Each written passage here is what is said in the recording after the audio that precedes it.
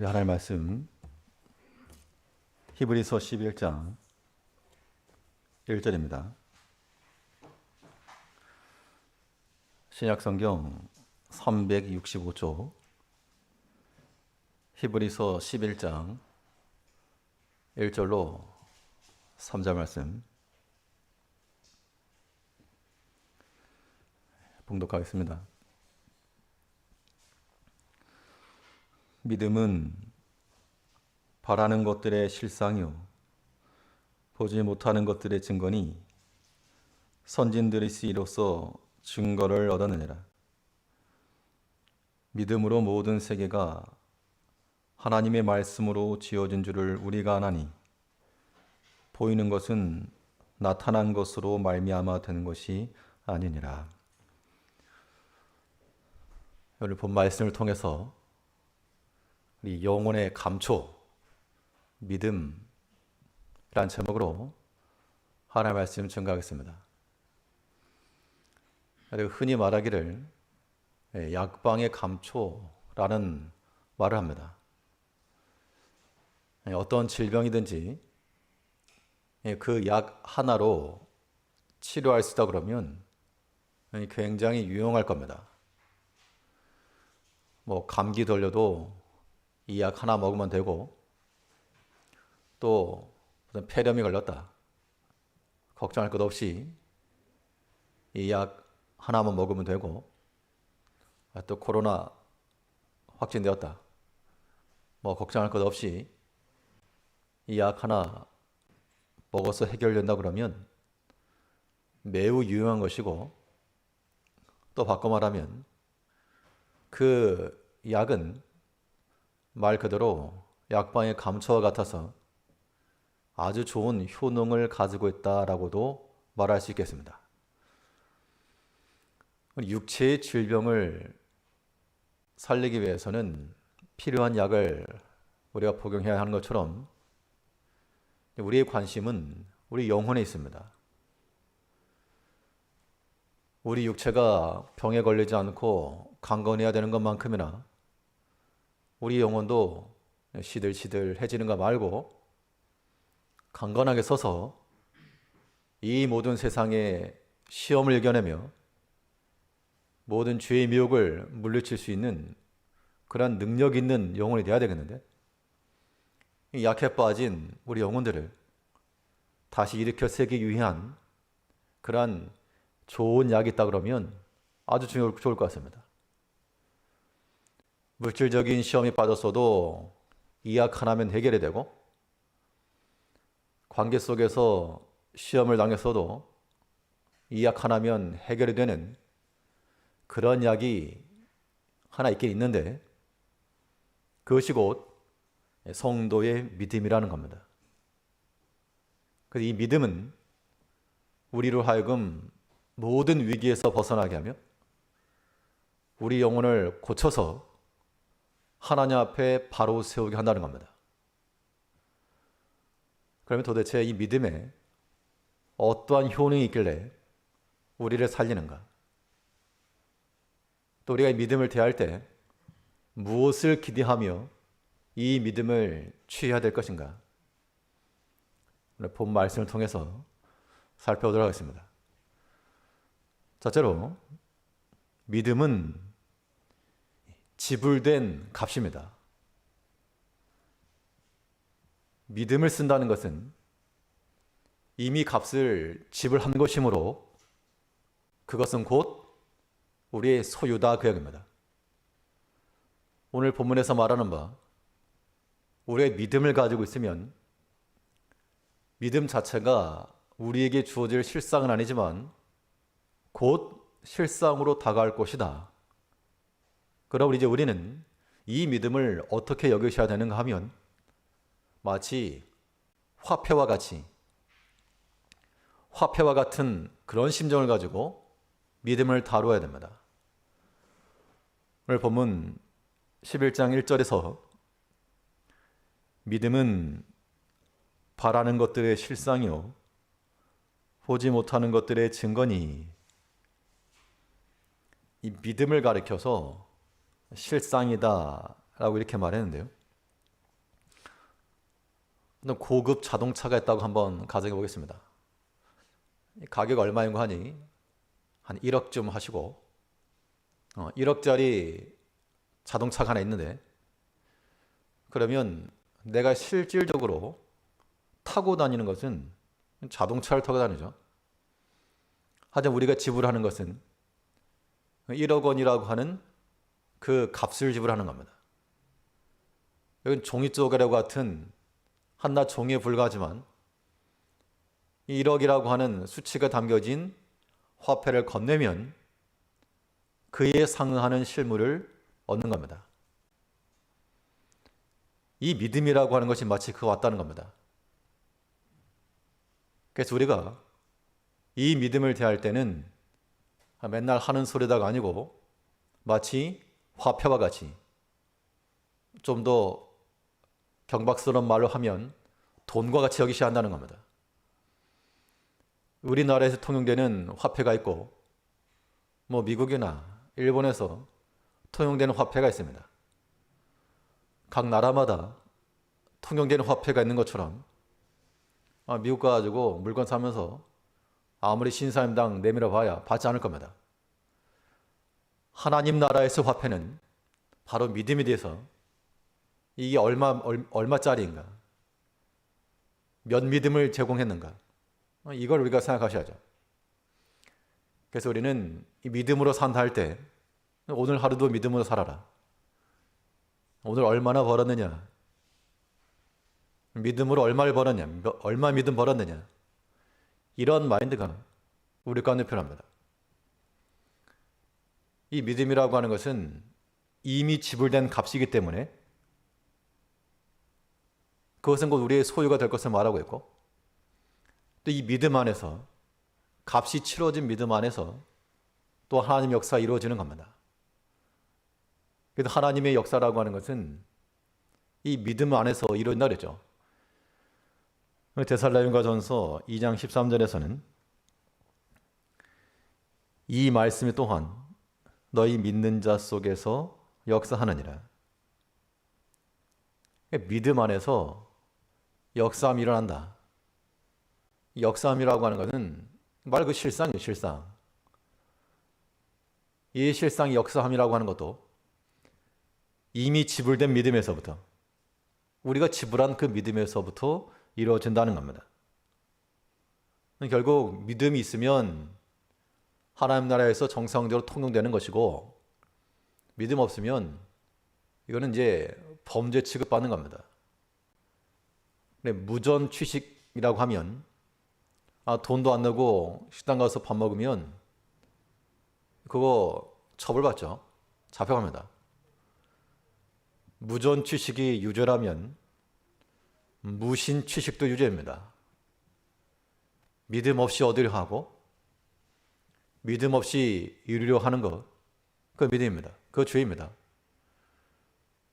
성경 말하기를 믿음으로 하지 않는 모든 것이 죄라. 하나님 앞에서는 믿음 위의 것은 가치도 없고 통용되지도 않는다, 그겁니다. 예전에는 이 화폐 대용으로서 조개 껍데기 같은 게 쓰였다 그러죠. 그렇다고 오늘날 조개 껍데기 주고 뭘 얻으려고 그러면 그걸 받아들일 사람이 없습니다. 다 집어쳐라. 이니까 조개 껍데기 필요 없다. 하나님께서 우리가 행하는 모든 것들 중에 유일하게 관심 가지시는 것은 우리 성도의 믿음이라 그랬습니다.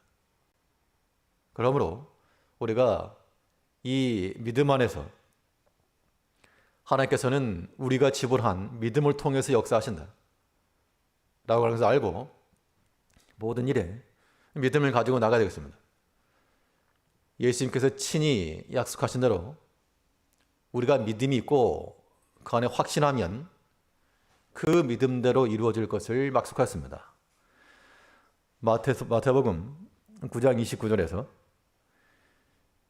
이에 예수께서 저의 눈을 만지시며 가라사대 너희 믿음대로 되라 하신대.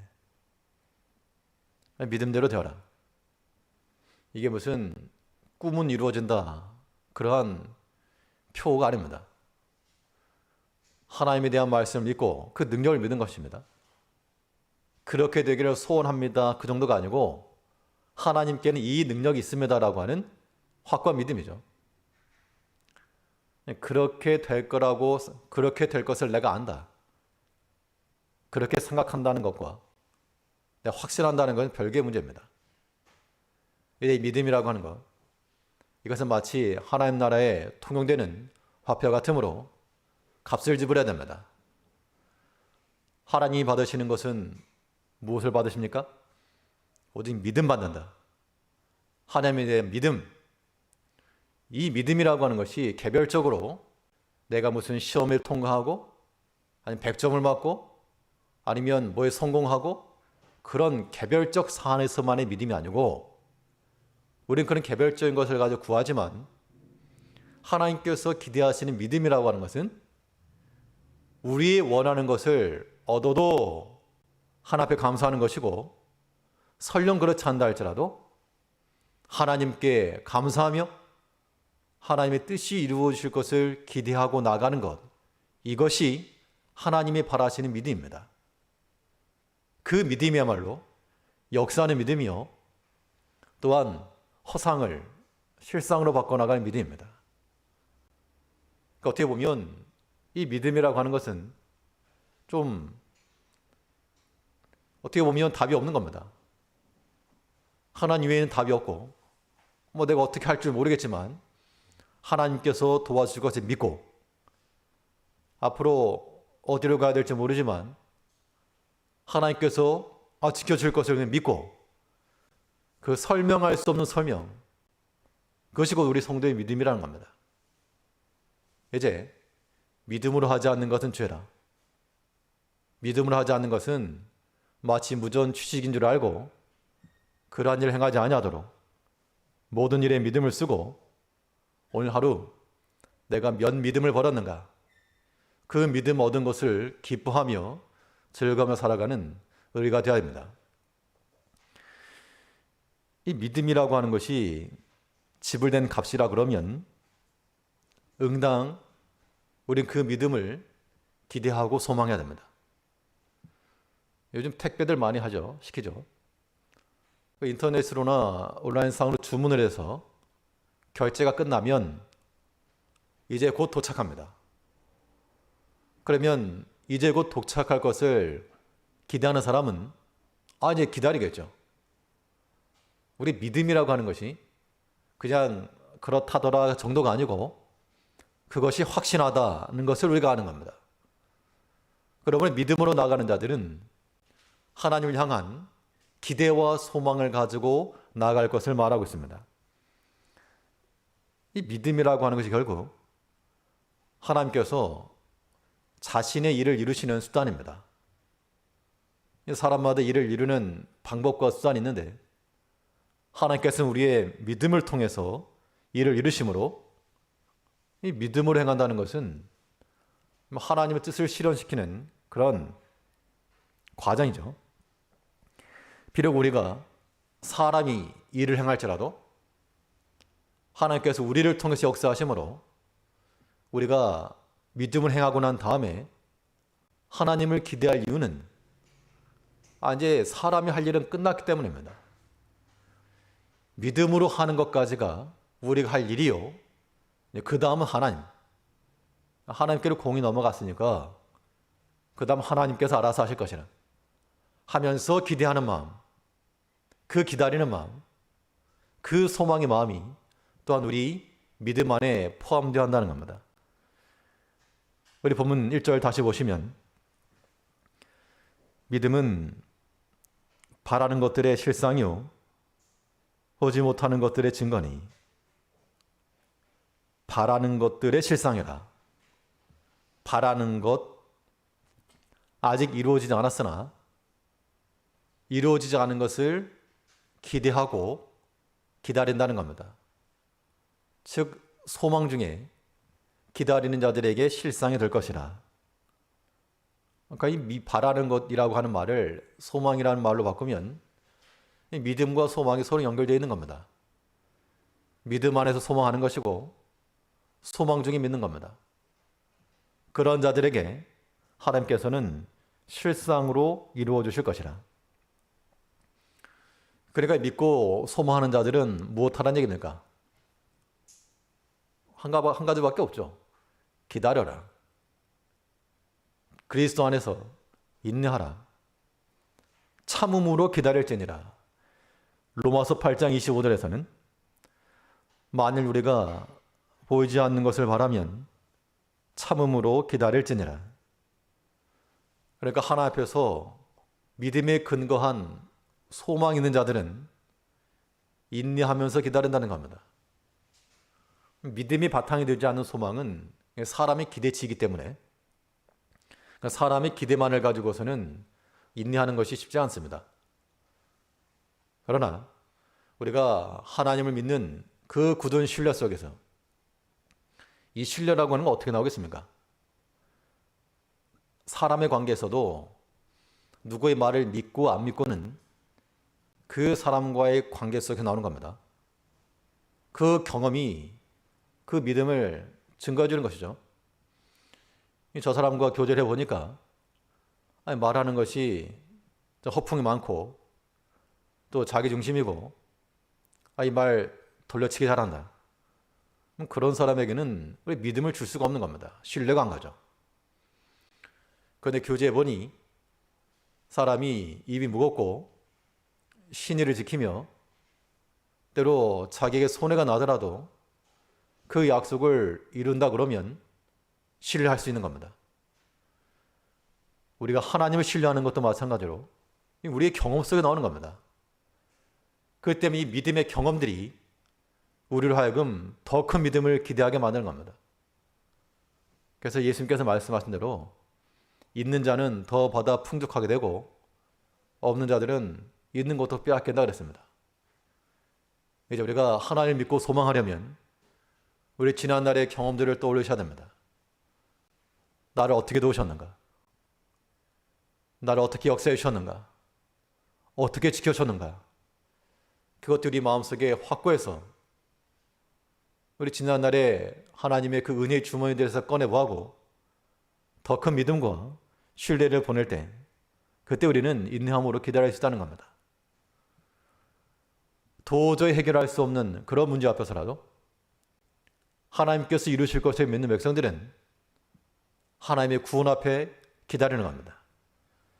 이 출애굽 백성들이 홍해 앞에 섰을 때 그들이 무슨 배를 만든 것도 아니요 각자 헤엄쳐서 도한 것도 아니라 하나님의 구원하심을 그냥 기다린 거였습니다.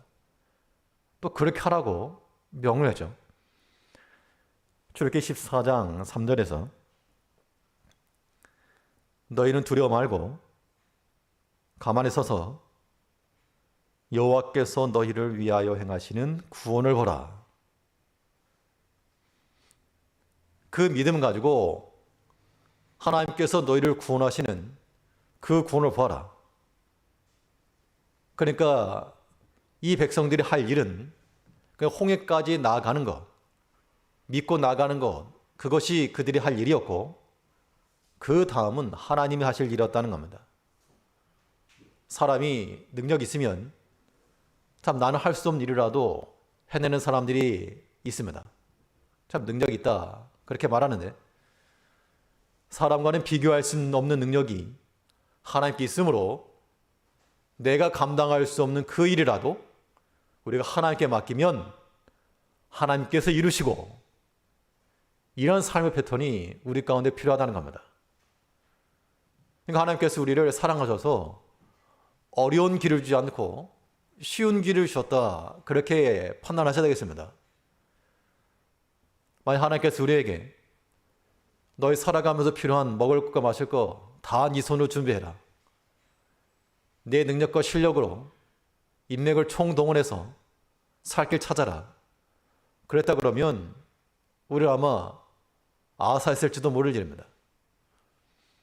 그런데 하나님께서 참으로 다행스럽게 너희는 나를 믿고 그 말씀을 신뢰하며 순종하는 자가 되라. 그리하면 하나님 은혜를 충분히 내려주겠다. 얼마나 편리한 겁니까? 우리 쉬운 길을 놔두고 이 멀리 일부러 돌아가는 어리석음에서부터 벗어나야 되겠습니다. 이 믿음이라고 하는 것은 우리에게 마치 지불된 값과 같아서 하나님 나라에서 그 나라의 백성으로 살려면 믿음을 지불해야 됩니다. 그 믿음 안에서 우리가 기대감을 가지고 소망을 품고 하나님의 능력을 기다릴 때 하나님께서는 실상으로서 우리에게 줄 겁니다. 그 실상이라고 하는 것이 내가 기대한 것이냐, 내가 생각한 것과 똑같은가? 그렇지 않을 수 있습니다. 내가 원하는 것과는 때로는 정반대의 것일지라도 하나님께서 충분히 우리에게 필요한 것과 유익한 것을 주신다. 그런 생각을 하셔야 됩니다. 아무튼 믿음으로 생각하면 버릴 게 없는 겁니다. 이 코로나 시대에 이게 비대면으로 가정에서 예배 드리고 하시는 분들이 계십니다. 몇몇 얘기를 들어본 결과 공통적으로 나오는 말이, 전에는 모여서 예배 드릴 때는 피곤하면 졸기도 하고 뭐 그랬는데 이제 하니까 직접 말한 것 같아가지고 졸리지 않는다. 저는 성도님들 안 보여가지고 좀 깝깝한데 아무튼 저는 매일 보이니까 아무튼 그런 측면에서 좋은 점도 있다. 그렇게 말씀하셔서 한편은 다행이다. 그런 생각이 들었습니다. 우리가 함께 모여서 하지 못하는 아쉬움이 있지만 믿음으로 생각하시자고요. 이것도 하나의 연단의 과정이요. 하나님께서 우리에게 광야 주신 줄 알고 그 백성들의 광야 40년 돌리면서 하나님께 순종 하나하나 하나님의 사람이 하나님을 기대하는가 안 하는가 그걸 보신 겁니다. 도리어 그전보다 더 많은 분들이 새벽에 함께 일어나고 또 함께 성도들이 모이는 걸 보면서 또 위로받고 감사하는 분들도 계십니다. 이제 우리가 모든 것을 믿음으로 생각을 하고 믿음으로 판단하여 하나님께서 이루실 그 일들을 우리가 다 실상으로 받아야겠습니다. 내가 원하는 것이 일이었으면 하나님께서는 100으로라도 주실 수 있는 하나님이심으로 하나님께서 우리에게 가져다 주실 그 실상을 기대하며 믿음으로 나아가는 우리 성도님들 되시기 바랍니다. 둘째로, 믿음에는 어떠한 효능이 있는가? 믿음은 결정적 증거가 되는 겁니다. 우리 신앙인의 삶에서 결정적 증거가 이 믿음에 있으므로 우리 성도들은 믿음의 논리를 가지고 살아가야 되겠습니다. 믿음의 논리라고 하는 것이 무엇인가? 오늘 본문 1절 다시 보시면 히브리 11장 1절에서 믿음은 바라는 것들의 실상이요 보이지 않는 것들의 증거니. 보이지 않는 것의 증거라.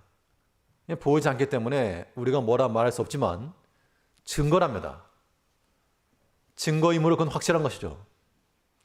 우리의 믿음으로 나가면 뭐라 설명할 수 없지만 설명이 된다는 겁니다. 이러한 믿음의 논리가 우리 마음속에 불이 박혔을 때 이 믿음 안에서 우리가 굳게 서는 것이고 또 하나님의 일을 온전히 이루어갈 수 있는 겁니다.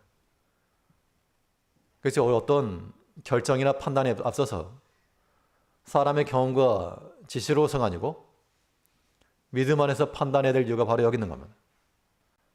때로 우리가 혼란스러울 때, 때로 사람의 생각을 앞설 때라도 깨닫고 돌이켜 하나님께서 주신 그 믿음 안에서 선택해 나가는 것, 그 믿음의 논리를 써야 됩니다. 그러니까 사람의 논리라고 하는 것과 믿음의 논리가 때로는 상충됩니다. 인간적 경험이라고 하는 것이 하나님 말씀이라도 이겨먹으려고 그러면 거기에는 문제가 발생할 것이고, 우리가 돌이켜 하나님 말씀 앞에 우리 생각 내려놓으면 이제 거기에 살 길이 열리는 겁니다. 베드로가 예수님을 만났을 때 그의 한평생의 경험을 가지고 밤이 맞도록 수고한 것이 없었지만 어떻게 했다 그랬습니까? 누가복음 5장 5절에서 내가 밤이 맞도록 수고를 하였을 때 얻은 것이 없지만은 말씀에 의지하여 내가 그물을 내리리다. 말씀에 의지했다라고 하는 것이 우리 성도들의 논리가 되어야 한다 그 얘기입니다. 이 믿지 않는 세계에서는 가히 살아갈 수도 없는 그런 말 그대로 신의 한 수가 하나의 말씀을 따라 그 말씀의 논리를 가지고 내려가는 겁니다. 그러니까 이런 백성들이 복이 있는 겁니다. 왜 신앙생활 하다 보면 가끔 눈에 보이는 그런 경우가 있는데요. 어떤 판단의 순간에 육신적인 것, 인간적인 것 놓치기 싫어서 참 머뭇머뭇거리는 그런 경우가 있고, 또 어떠한 경우는 확고하게 이건 하나님 허락지 않으신 거니까 나 아쉬워도 하지 않는다. 분명히 하고 나가는 사람이 있는데 신앙적 관점에서 보았을 때 머뭇거린다는 거 참 안타까운 일입니다. 하나님께서 우리에게 분명한 길이 여기 있는데, 하나님께서 분명히 약속하신 바가 여기 있는데 그 얼마 되지 않는 네 지식을 가지고, 얼마 되지 않는 그 경험을 가지고 하나님의 약속을 판단하려 하는가? 이게 좀 어리석은 거죠. 경험 많은 그런 어른들 눈에 보았을 때 어린 아이들 행하는 모습이 다 눈에 뻔히 보입니다. 어떻게 알았어요? 하지만 눈에 다 보이는 거죠. 이제 우리가 그 하나님의 마음을 가지고 우리가 뭘 숨기려고 그래도 어디다 숨기는지 뻔히 보이는 겁니다. 예전 수학여행이나 체험학습 같은 거 하면 보통 이 휴대전화 아이들이 막 숨겨오고 게임기 숨겨가고 이렇게 할 때 하는데, 한번 순찰을 돌면 눈에 뻔히 보입니다. 베개 밑에 들어가 있고 이불 속에 들어가 있고 벽창 속에 들어가 있고, 몇 번만 들춰보면 다 나와주고 딱 수거 가능한데, 우리의 그 지식과 생각이 아무리 깊다 해도 하나님까지 넘을 수 없는 겁니다. 이제 우리가 하나님께서 말씀하신 그 논리를 따라서 말씀에 의지하여 내가 행하였습니다. 그러니까 자기 생각 내려온다는 게 쉽지 않습니다. 사실은 둘러보면 그 고집이 때로는 자기 길을 막는 경우도 있죠. 자기 생각 내려놔야 됩니다. 사도행전 4장 18절에서는 하나님 앞에서 너희 말 듣는 것이 하나님 말씀 듣는 것보다 옳은가 판단하라. 그러니까 행동의 근거로서 사람의 말 듣는 것보다 하나님 말씀 듣는 것이 더 중요하다, 이 말을 하고 있는 겁니다. 이제 우리가 이 사도의 질문이 우리의 모든 선택의 순간마다 우리 귓가에 들려서 사람의 말 듣는 것과 하나님의 말씀 듣는 것, 어느 것이 더 중요한가, 옳은가 판단하라. 그 바른 판단력 안에서 행할 줄 아는 그런 성도들이 되어야 되겠습니다. 그러면 이 믿음이라고 하는 것이 우리 삶에 있어서의 그런 결정적 증거라고 한다면 우리가 취할 그 다음 액션은 어떤 증거를 잡았으면 어떻게 합니까? 그 증거를 가지고 풀어가야죠. 우리 마땅히 이 믿음으로서 답을 찾아가야 됩니다.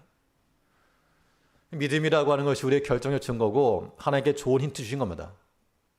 고민하고 있을 때요, 막 사람의 생각이 많아질 때 하나님께서 우리에게 말씀으로써 믿음의 힌트를 주시면 그 힌트에서부터 출발해야지 엉뚱한 거 찾으면 계속 얽히는 겁니다. 반대로 믿음 안에서 답을 찾으려고 하는 백성들은 반드시 답을 찾게 되어 있고 그 안에 믿음 안에서의 평안과 형통함을 얻게 되는 겁니다. 사무엘상에 보면 한나의 기도가 나옵니다. 한나가 처음 기도할 때는 마음이 괴롭고 슬퍼서 통곡하면서 기도했다 그랬습니다. 사무엘상 1장 10절을 보니까 한나가 마음이 괴로워서 여호와께 기도하고 통곡하며, 하나 앞에서 마음이 괴롭고 통곡하며 기도했다. 이 그 말인즉슨 그 상황 가운데서 어찌할 바를 알지 못하고 답이 없고 괴롭다 그 이야기입니다. 그런데 하나님의 그 말씀 안에서 엘리 제사장을 통해 주신 그 말씀 안에서 평안함을 얻고 난 후에 답을 찾은 겁니다. 그래서 그 다음에 기도할 때는 사무엘상 2장 1절에서 한나가 기도하여 가로되 내 마음이 여호와를 인하여 즐거워하며, 그 앞에서는 자식 없는 것 때문에 마음이 괴롭고 슬프고 통곡하며 나는 마음이 슬픈 여자라 그렇게 했는데, 이번에 기도에서는 아들 낳아서 기분이 좋아서가 아니고요, 그 아들 젖된 후에 하나님의 성전에 떼어놓으러 가면서 한 기도입니다. 그럼 결과적으로는 이 앞에서나 뒤에서나 똑같이 자식이 없는 건 매한 가지죠. 그러나 그 믿음 안에서 답을 찾았기 때문에 내 마음이 여호와로 인하여 즐거워하며, 이것은 오늘날도 믿음 안에서 답을 찾은 모든 성도들의 공통된 특징입니다. 우리가 어떤 일이건 마음이 복잡하면 밥맛도 다 떨어지고 힘이 많이 빠집니다. 그런데 믿음 안에서 우리가 확신을 가지고 이거다, 답을 찾게 되면 그 다음에 마음이 평안해지는 겁니다. 그래서 우리가 이 답을 찾으려면 한 번에 보이지 않으니까 자꾸 봐야 됩니다. 믿음의 눈으로 자꾸 봐야지만이 보이는 겁니다. 숨은 그림 찾기 같은 게 있죠. 그러면 얼핏 보면 어디 있는지 모르겠는데 가만 보면 저기 지팡이 들어가 있고, 가만 보면 저기 가위가 하나 그려져 있고, 이 믿음으로 자꾸 보는 것도 마치 이와 같은 겁니다. 믿음이 우리의 결정적 증거이므로 믿음 안에서 잘 찾아보면 반드시 그 옆에 있다는 겁니다. 믿음으로 본다는 것은 우리 영적 안목이 열리는 것이죠. 하나님께서 우리에게 믿음으로 보게 하실 때까지 그 말씀을 묵상하고 집중하는 게 필요합니다. 그럼 실제로 사람의 눈에 보이지 않은 것일지라도 믿음의 눈을 보인다는 겁니다. 이것이 곧 믿음이 갖는 능력입니다. 열왕기에 보면 열왕기하 6장 16절 17절에 보니까요, 대답하되 두려워하지 말라.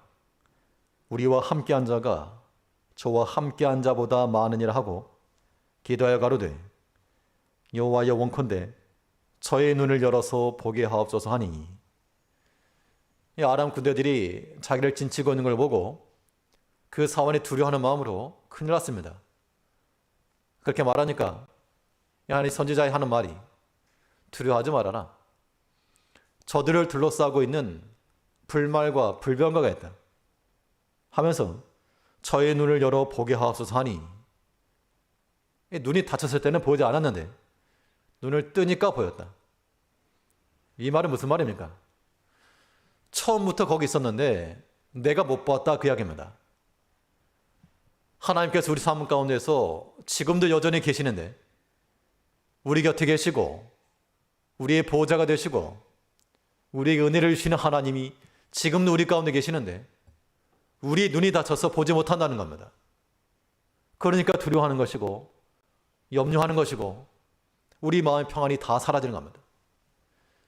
어떤 형편이든지 사람이 누가 대신해 줄 수 없는 그런 아픔과 고통이 있을지라도 하나님 안에서 이 평안과 안식이 없으면 그건 누구의 문제입니까? 본인의 문제예요. 본인의 문제. 하나님이 내 곁에 계셔서 여전히 나를 지키시고 보호하시는데 그 은혜 하나님을 보지 못하면 계속 슬픈 겁니다. 사무엘상 1장에서 한나의 기도가 나는 마음이 슬픈 여자라. 그리고 계속 슬프다 그러면 어떻게 살겠습니까? 하나님의 약속을 믿고 다시는 수색이 없으니라. 똑같이 자식이 없는 그런 상황에 처했어도 그의 기도 속에 내 마음이 여호와를 인하여 즐거워하며, 이제는 자식이 있고 없고의 문제가 아니고 여호와를 인하여 즐거워한다. 내 육신의 아픔과 고통, 누가 대신해 줄 수 없는 고통일지라도 그게 문제가 아니고 내 마음이 여호와로 인하여 즐거워한다. 하나님께 다 맡기면 마음 평안이 임하는 겁니다. 하나님께 맡기지 못하고 내가 걱정하려고 하니까 이것도 염려가 되고 저것도 걱정되는 겁니다. 우리 영혼의 해로움입니다. 하나님 앞에 다 맡기시고 하나님 앞에서 평안을 얻어야 됩니다. 그러면 이 기도함을 통해서 이 믿음을 가지고 답을 찾아가는 과정에서 이 공통된 특징 하나 있었는데요. 한나도 그러하고 엘리사와 그 사환도 그러하고 그 특징이 무엇인가 하니까 기도하여 가로되 했습니다. 한나가 기도하여 가로되 내 마음이 여호와로 인하여 즐거워하며, 또한 그 선자가 하기를 기도하여 가로되 그의 눈을 열어보게 하옵소서. 우리가 믿음으로 답을 찾아가려고 하면 반드시 동반되어야 될 것이 바로 하나 앞에 기도하여 가로되. 답을 찾는 게 우리는 눈 뜨고 찾는 게 아니고 눈 감고 찾는 겁니다. 기도하여 찾는 것이죠. 하나님께서 우리에게 실상으로 주실 것을 예비하셨더라도 우리가 뭐 할 것을 요구하셨습니까? 그래도 구하여야 할지라. 내가 너희에게 은혜를 베풀기로 약속을 했어도 그래도 구하라. 이게 하나님의 요구입니다. 에스겔 36장 37절에서 나 주 여호와가 말하노라. 그래도 이스라엘 족속이 이와 같이 자기들에게 이루어 주기를 내게 구하여야 할지라. 그 포로기에서부터 돌이켜 그 약속의 땅으로 다시 돌아가게 하실 것을 약속을 했지만 선자를 통해 하신 말씀이 그래도 그들이 직접 그들의 입을 열어 내게 구하여야 할지라 라고 말씀하신 겁니다. 그러므로 이 믿음 안에서 답을 찾고 마음의 평안함을 원하는 백성들은 기도하면서 답을 찾아가야 되겠습니다. 하나님께서 이미 우리에게 믿음 안에서 힌트를 줬기 때문에 결정적 증거는 잡았으니까 그 증거 안에서 하나님께서 우리를 향하신 뜻이 무엇이며 우리를 위한 그 은총을 깨닫고 그 답을 찾아갈 줄 아는 지혜로운 하나님의 백성들이 되어야 되겠습니다. 셋째로, 이 믿음 안에 어떠한 효능이 있는가? 믿음을 대할 때 어떤 마음을 가져야 할 것인가? 이 믿음에는 이 근본적 지식이 있다는 겁니다. 근본을 다스리는 것이 우리 믿음에 있는 겁니다. 근원적인 문제를 잡지 못하면 반복되게 되어 있습니다. 그러니까 우리는 무슨 일이건 이 믿음의 기반에서부터 출발해야 됩니다. 우리 본문 히브리 11장 3절에서는 믿음으로 모든 세계가 하나님의 말씀으로 지어진 줄을 우리가 아나니 보이는 것은 나타난 것으로 말미암아 된 것이 아니니라. 보이는 것은 나타난 것으로 말미암아 된 것이 아니다. 이 말이 무슨 말인가 하면 보이는 것은 보이지 않는 것에 의해서 지탱되고 있다, 그 이야기입니다. 어떻게 보면 당연한 이야기입니다. 이 건물 안에 있지만 이 건물 눈에 보이는 것만 다가 아니라 이 벽 뜯어보면 그 안에 기둥들이 있고 그 위에 지나가는 배선이 있고 관이 있고 그런 것들이 이 눈에 보이는 것들을 지금 지탱해주고 있다는 겁니다. 그러니까 중요한 것은 눈에 보이는 것만 중요한 게 아니고 지탱해주는 것이 더 중요한 것이죠. 사람의 몸도 겉으로 보이는 이 외면만 중요한 게 아니고 그 내면에 있는 사람의 장기와 혈관과 혈액과 이것이 없다 그러면 보이는 것은 유지될 수 없다는 겁니다. 그와 같은 이치로 이 눈에 보이는 모든 세상은 보이지 않은 영적인 세계에서 지탱되고 있다, 그 이야기입니다. 그러니까 중요한 것은 겉에 보이는 세상이 아니라 그것을 유지케 하는 하나님 나라의 질서요, 영적인 원리라, 그 이야기입니다. 그때 우리가 이 믿음의 근반에서 이 보이지 않는 것들을 또 보며 믿음으로 봐라, 믿음으로. 저 벽 속에 아무것도 안 보이지만 아예 볼 줄 아는 안목인 사람은 저 안에 뭐가 들어있고 관에 들어가고 다 보이는 겁니다. 그래서 우리가 아는 지식은 믿음으로 아는 지식이라고 그랬습니다. 믿음으로 아나니, 믿음으로 아는 그 지식을 통해서 모든 근본적 출발점이 하나님 아는 그 믿음, 하나님을 경외하는 그 믿음, 여기서부터 나타나야 됩니다. 어떤 행실이건 내가 믿은 거로 말한다. 내가 믿은 거로 행동한다. 이건 사도들이 했던 그런 삶의 패턴입니다. 고린도후서 4장 13절을 보니까 기록한 바 내가 믿는 거로 말하였던 것 같이 우리가 같은 믿음의 마음을 가졌으니 우리도 믿는 거로 또한 말하노라. 그들의 말과 모든 행실이 그들의 배운 지식과 그 경험에서 나오지 않고 내가 믿은 거로 말한다. 하나님을 믿은 거로 말하기도 하고 행동하기도 한다. 그 말씀하고 있는 것이죠. 이제 우리가 무엇인가를 배우기 위해서는 책을 통하기도 하고 때로는 다른 배우기도 하겠으나 가장 중요한 지식은 믿음에서 나오는 지식입니다. 하나님 믿는 그 믿음에서부터 우리가 모든 일을 시작을 하고 믿는 거로 말하며 믿는 거로 행하여 하나님께서 이루시는 그 일들에 동참해 나가야 됩니다. 믿음이라고 하는 근본적 지식이라면 우리는 당연히 그 근본에 머물러 있을 수가 없죠. 그 근본에서부터 더 나아가 그 믿음의 장성함이 이루어야 될 것이 또한 성경적인 요구입니다. 본문 11장 3절에서 보는 것처럼 믿음으로 모든 세계가 하나님의 말씀으로 지어진 줄 우리가 아나니 보이는 것은 나타난 것으로 말미암아 되는 것이 아니니라. 그러니까 보이는 게 다가 아니니까 이제 보이지 않는 것들에 대해서 인지하고 그런 것들을 알아가는 것이 지식이다 그 이야기입니다. 참으로 눈에 보이는 것만을 따라가는 것은 어린아이와 같은 겁니다.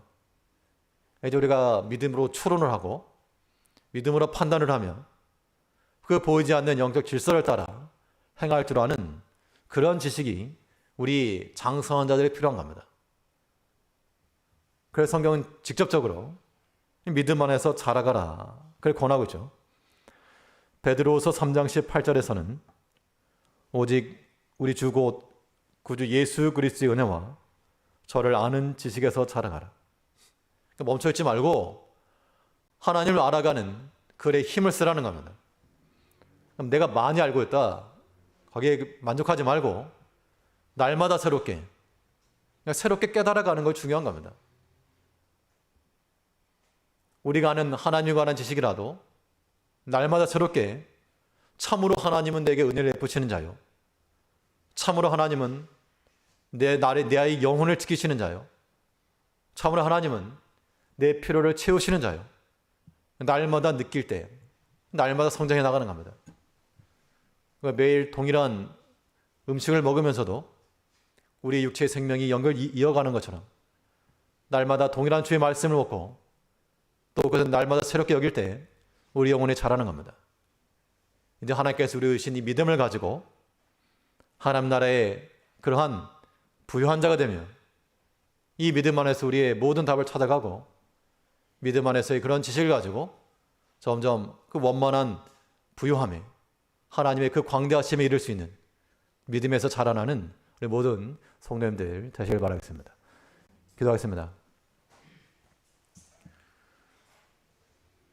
설명할 수 없는 은혜로서 우리를 사랑하시고 그래서 예수 안에서 우리를 불러오셔서 우리에게 믿음을 주신 아버지 하나님, 이 믿음을 우리가 하나님을 알고 또 우리 주 예수 그리스도의 말씀을 듣게 하셨사오니 이 믿음 가지고 하나님 백성답게 살아가게 하시며 우리 인생의 모든 문제를 이 믿음에서부터 풀어가게 하시고 하나님 아는 지식이 날마다 새롭게 마치 태양이 떠오르는 것 같은 우리 영혼이 빛날 수 있도록 이 믿음 안에서 하나님을 찾아가는 주의 모든 성도들 다 될 수 있도록 은총을 내려 주시옵소서. 주의 사랑하는 성도들 각 가정마다 하나님께서 은혜와 복을 내려주시고 어린아이에서부터 노년 이르까지 우리 모든 구성원들이 다 하나님의 복된 자녀들이 되며 믿음 안에서 충만함을 얻을 수 있는 하나님의 백성을 될 수 있도록 은혜와 복을 내려 주시옵소서. 은혜를 감사드리며 우리 주 예수님 이름으로 기도하옵나이다. 아멘. 찬송